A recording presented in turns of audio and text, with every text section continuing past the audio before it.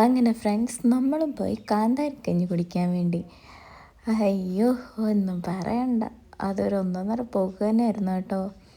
അങ്ങനെ നമ്മൾ കറക്റ്റ് നമ്മുടെ സ്ഥലത്തൊക്കെ എത്തി. നമ്മൾ അവിടെ എല്ലാം നോക്കി, പക്ഷെ ഭയങ്കര ചൂടായിരുന്നു കേട്ടോ. നല്ല ക്രൗഡും ഭയങ്കര ചൂടുമായിരുന്നു. എന്നിട്ടും നമ്മൾ പോയി, കാരണം എന്താ, കാന്താരിക്കഞ്ഞി കുടിക്കാനുള്ള ഒരാഗ്രഹത്തിൽ. അങ്ങനെ കഞ്ഞിയൊക്കെ വന്ന് നമ്മൾ കഞ്ഞിയൊക്കെ കുടിക്കാൻ തുടങ്ങി കേട്ടോ. എനിക്ക് തന്നെ ആദ്യം ടേസ്റ്റ് നോക്കിയപ്പോൾ തന്നെ എനിക്കത്ര വലിയ പിടിച്ചൊന്നുമില്ല, ഞാനത് കുടിച്ചൊന്നുമില്ല കേട്ടോ. ഞാനൊന്ന് ചെറുതൊന്ന് ടേസ്റ്റ് നോക്കിയിട്ട് ഞാൻ അവിടെ തന്നെ വെച്ചു, കാരണം എനിക്ക് ചൂട് കാരണം കഴിക്കാൻ പറ്റുന്നില്ലായിരുന്നു. അതിൻ്റെ കൂടെ നല്ല മീനൊക്കെ പൊരിച്ചൊക്കെ കൊണ്ടുവച്ചിട്ടുണ്ടായിരുന്നു. പക്ഷെ നമ്മളെടുത്തത് നല്ല ചിക്കൻ പുളിയിഞ്ചി ആയിരുന്നു കേട്ടോ. അതൊക്കെ കൂട്ടി കഴിച്ചു. അതേ സ്പൂണ് കൊണ്ട് തുടങ്ങിയ ആൾക്കാരൊക്കെ അതേ കൈ കൊണ്ട് വാരി തിന്നാൻ തുടങ്ങി കേട്ടോ. കാരണം അതുപോലെ ചൂടായിരുന്നു, കഞ്ഞിക്കും ചൂട്, അവിടെ ഇരിക്കുമ്പോഴും ചൂടെല്ലാം ആയിട്ട്.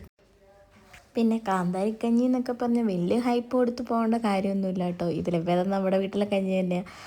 അങ്ങനെ അവിടുത്തെ ചൂടെല്ലാം കൊണ്ട് നമ്മൾ കഞ്ഞിയൊക്കെ കുടിച്ചു കേട്ടോ. എല്ലാവർക്കും ഭയങ്കര ഇഷ്ടപ്പെട്ടെന്ന് തോന്നുന്നു.